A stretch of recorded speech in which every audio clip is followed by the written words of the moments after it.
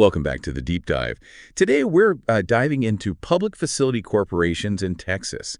Now, I know that might sound a bit dry, but trust me, this is anything but boring, especially if you're involved in multifamily housing in Texas. We're talking about those sweet tax breaks for developers, the ever-growing need for affordable housing solutions, and, of course, how House Bill 2071 is shaking things up. It's really interesting to see how PFCs have become this, well, almost essential tool for driving affordable housing here in Texas. But you're right, it's not exactly a walk in the park. There's a lot of history behind it all. And getting a grasp on how PFCs have evolved can really help make sense of why HB 2071 is so significant. Okay, so for our listeners who might be hearing PFC and thinking, what in the world is that? Can we break it down? What exactly are public facility corporations? Sure, think of it this way. You've got a city or county, right? And they're trying to, ramp up their affordable housing options. Well, a BFC is kind of like a special task force they can create. It's a type of nonprofit corporation specifically designed to tackle this issue. And as PFC Guide 101 points out, this whole concept has been shaped by years of legal back and forth, lots of changes and refinements. So it's not some brand new, hot off the press idea. Not at all. In fact, when they first came about, they weren't even meant for affordable housing. The Texas Local Government Code, Chapter 303, the one that lays out all the rules for PFCs, it initially focused on them financing those big public projects. Think like correctional facilities, school buildings, that kind of thing. Wow, that's interesting. It seems like a pretty big jump from, say, funding a school to building affordable apartments. When did that shift happen? There was a big shift in the mid-90s. That's when Texas lawmakers started tweaking the law, specifically making it possible for PFCs to get involved in housing projects. This is where that partnership model we see today really started to take shape. The partnership model? You mean between a PFC and, say, a private developer? PFC Guide 101 talks about this a bit, but I'm kind of curious, how does that actually play out in the real world? Picture this. A developer wants to build a new apartment complex. They decide to partner up with the PFC, and on paper at least, the PFC becomes the owner of the property. But in most cases, the developer is still the one calling the shots, handling the day-to-day management. Okay, so it's not like the developer is handing over the keys, so to speak. So then what's the motivation? What does each side get out of this whole partnership deal? Well, for the developer, the big draw is the financial incentives. And I'm talking significant advantages, mainly in the form of property tax exemptions. Since the PFC is a nonprofit, the property basically gets a free pass on those taxes, which is a huge plus for the developer. Okay, so there's the trade-off. Developers get this financial break, but what's the incentive for the city or county that's setting up the PFC in the first place? That's the key. In exchange for those nice tax breaks, the developer has to agree to make a certain percentage of those units affordable. And by affordable, we're usually talking about targeting families who are earning 80% or less of the area median income. So the city or county gets to check off that goal of increasing affordable housing options. On the surface, it sounds like a win-win. Developers get a financial break, communities get more affordable housing options. But I've been reading up on this, and even PFC Guide 101 hints at it.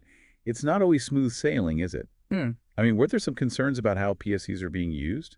Concerns that eventually led to these changes with HB 2071? Yeah, you're right. There were definitely some growing pains. A lot of debates swirled around transparency, whether those affordability requirements were actually strict enough, and, well, some concerns about developers maybe benefiting a bit too much without actually creating enough affordable housing to justify it. So a classic case of good idea, needs some tweaking. So let's talk about those tweaks. What are some of the key ways this new law, HB 2071, addresses those concerns? House Bill 2071 is all about tightening the rules and, increasing accountability. One of the biggest changes is how income and rent limits are set for those affordable units. Now, they have to be directly linked to HUD data. Hold on a second. For those of us who don't eat, sleep, and breathe housing policy, what exactly is HUD data? That's a great question. So HUD stands for the U.S. Department of Housing and Urban Development. They're the federal agency that basically holds the reins on affordable housing policy. So tying those income and rent limits to HUD data brings in this standardized benchmark, something that's recognized at the federal level. Got it. So no more developers getting to set their own, maybe more flexible definitions of affordable. Precisely. And that emphasis on stricter standards, it's all over HB 2071. For example, now developers have to show a lot more evidence that their project actually needs those tax breaks to be financially feasible. No more rubber stamping those tax exemption requests, huh? You got it. They've really got to show their work now. This means providing detailed financial assessments from independent experts, really proving that the project wouldn't be viable without the PFC in the picture. The bar is definitely higher now. Wow, it sounds like HB 2071 is really putting the squeeze on PFCs. So what does that mean for developers who are used to the old way of doing things? It means adapting to a whole new ballgame. And that's exactly where working with those seasoned compliance professionals becomes, well, mission critical. This isn't just about filling out some paperwork. It's about navigating this, I don't know, almost like a maze of regulations, making sure everything is done by the book. So for our listeners out there, especially developers who might be listening and thinking, wait, hold on, what does this all mean for my project? Don't worry, we'll unpack all of that and more. And remember, you don't have to go it alone. Yeah, you hit the nail on the head there. Navigating the world of PFCs, especially now with these new regulations, it can feel like, walking a tightrope. And that's really where companies like iTech's compliance division, they really step up to the plate. They're pros at this affordable housing compliance stuff. Invaluable for developers, really. It's like having a seasoned Sherpa guiding you up a mountain, right? Leading you through all those treacherous regulations. So we've talked about the stricter income limits and the whole financial feasibility thing, but what other major changes has HB 2071 thrown into the mix? Well, transparency is the name of the game now. With HB to 2071, we're talking mandatory annual audits for all PFC developments, like a yearly checkup, making sure everything is on the up and up. Okay, so walk us through these audits. What are we talking about here? What do they look at? They're pretty thorough, actually. You've got an independent third party coming in, and they're examining everything, tenant incomes, rent levels, you name it. They're making sure those required affordable units are actually being rented at those designated affordable rates. Accountability is the key word here. So no more just like ticking boxes on a checklist. Yeah. It's got to be the real deal, right? With those units actually housing tenants who qualify. You got it. And here's where things get really interesting for developers. Those annual audits, those are just one piece of the puzzle. Remember, HB 2071 also brought in those mandatory annual compliance reports. PFC Guide 101 actually dedicates a whole section to these reports, really emphasizing how crucial they are. Okay, annual compliance reports. Bring us up to speed. What are we talking about here? Think of it like a progress report, a very detailed one that developers have to submit to, the Texas Department of Housing and Community Affairs, or TDHCA for short. These reports have to cover all sorts of stuff. The number of affordable units, income levels of the tenants, the rents being charged, and, get this, proof that they're actually marketing the property to those who qualify for those affordable units.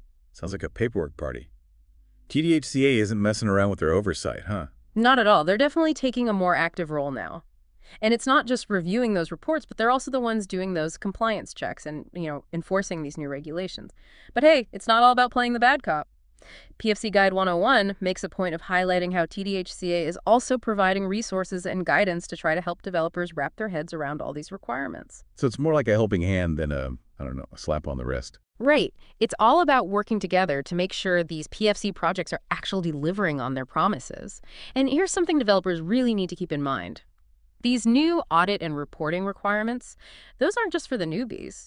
The projects approved after HB 2071, they apply to those existing PFC developments too. No grandfathering in, huh? Yeah. Everybody's got to play by the new rules. That's right. And honestly, with all these new hoops to jump through, I can see how it could make your head spin a little. And that's exactly when you want someone like those seasoned compliance professionals in your corner. They can help developers stay organized, make those deadlines, and most importantly, avoid those nasty penalties that come with non-compliance. Because let's face it, nobody wants to kiss those sweet, sweet tax exemptions goodbye. It's a lot to keep track of. But you know what? Let's shift gears for a sec. Let's talk about the impact of all this. Has HB 2071 actually moved the needle? Is it doing what it's set out to do? That's the million-dollar question, isn't it? It's still relatively early in the game, but we are seeing some interesting patterns emerge. Like what? Spill the tea. Well, one of the most noticeable things is a much stronger emphasis on truly affordable units. Tying those income and rent restrictions to HUD data, that's been a game changer. It's leveled the playing field. We're seeing a lot more projects that cater to a wider range of incomes, which is definitely a step in the right direction. That makes sense. No more playing fast and loose with the definition of affordable. It's good to see those tax breaks translating into real housing options for, the folks who need them most. Exactly. And here's another interesting trend I've noticed. PFC Guide 101 actually mentioned this too. We're seeing a lot more due diligence up front from developers. What do you mean by that? Due diligence. Well, before HB 2071, you had some developers jumping into these PFC partnerships without really thinking through the requirements or the long-term compliance stuff. Now, with these stricter regulations and the risk of penalties, developers are doing their homework. They're thinking twice before taking the leap. Exactly. They're scrutinizing those feasibility requirements, working closely with those compliance experts right from the get-go, and really making sure a PFC partnership is actually the right fit for their project. So it sounds like HB 2071, yeah, it might have caused some initial growing pains, but it ultimately has pushed everyone to be more thoughtful, more strategic about PFCs. I think that's a good way to put it. And that increased scrutiny, it's a good thing. It makes sure those tax benefits are actually being used effectively and that the main goal, creating more affordable housing, is actually being achieved. Because at the end of the day, that's what it's all about. 100%. It's about creating a more equitable housing landscape here in Texas, one where everybody, and I mean everybody, has access to housing that's safe, decent, and of course, affordable. So we've talked about what PFCs are, why they're important, but what about the how? I'm really curious to see how these partnerships actually work, in the real world. Yeah. PFC Guide 101 had some really interesting case studies. What are some examples of successful PFC projects out there? Oh, there are some really innovative projects happening. Take San Antonio, for example. They've been using PFCs to really try to tackle what they call missing middle housing. Missing middle. Okay, I'm not familiar with that term. What does that mean exactly? So it refers to those housing types that fall kind of in between single-family homes and those big apartment complexes. We're talking townhomes, duplexes, those courtyard-style apartments. Often they're more affordable than a standalone house, but you get more space, a bit more privacy compared to a typical apartment. And PFCs have been really effective in encouraging developers to build more of this missing middle housing. Filling in the gaps, so to speak, offering a wider range of affordable options. That's pretty smart. Any other cities using PFCs in interesting ways? Definitely. Houston's another good example. They've been using PFCs to breathe new life into some of their older neighborhoods, attracting new residents, businesses, but also trying to keep that unique character of those communities intact. And they've had some real success partnering with those nonprofit developers who, really have their finger on the pulse of the community's needs. That's great. It's like a win-win. Revitalizing neighborhoods while also increasing those affordable housing options. Exactly. And that's kind of the beauty of PFCs. When they're used effectively, they can really be this driving force for positive change, and on multiple levels, too. It's not just about putting up buildings, it's about building thriving communities. It sounds like Texas cities are getting pretty creative with PFCs, finding ways to address those, very specific housing challenges they're facing. But with all the changes that HB 2071 brought in, what does the future look like for PFCs? That's the million-dollar question, isn't it? I think it's safe to say we can expect things to stay under the microscope for a bit. There might even be some more fine-tuning to the law as everyone adjusts to this new playing field. But here's the thing. PFCs aren't going anywhere. They've become too valuable, too important in the quest for more affordable housing here in Texas. So the takeaway for our listeners, especially those in the multifamily world, is to stay informed, stay flexible. Absolutely. Understanding the ins and outs of PFCs, keeping up with those ever-changing regulations, and knowing when to bring in those specialized experts, that's going to be crucial for success. And for those who are already knee-deep in PFC projects, remember, compliance, it's not just about checking boxes. It's about making sure those projects are truly making a difference in people's lives. Well said. This whole deep dive has been really eye-opening. We've journeyed from the history of PFCs to the nitty-gritty of HB 2071. And even explored some really inspiring examples of these partnerships in action. It's clear that PFCs, with this unique way of bringing together public and private resources, they have incredible potential to really change the game for affordable housing in Texas and for the better. I think the key takeaway here is that this is an ongoing process. As Texas continues to grow and change, so will the need for those innovative solutions to housing affordability. It's an exciting time to be a part of this world, this constantly evolving landscape, and I'm optimistic about the role PFCs can play in the years to come. And on that note of optimism, we're going to wrap up this deep dive into the world of public facility corporations in Texas. We hope this episode has given you a clearer picture of this, complex but ultimately essential aspect of affordable housing development. As always, thanks for listening, and until next time, keep learning, keep exploring, and keep diving deep.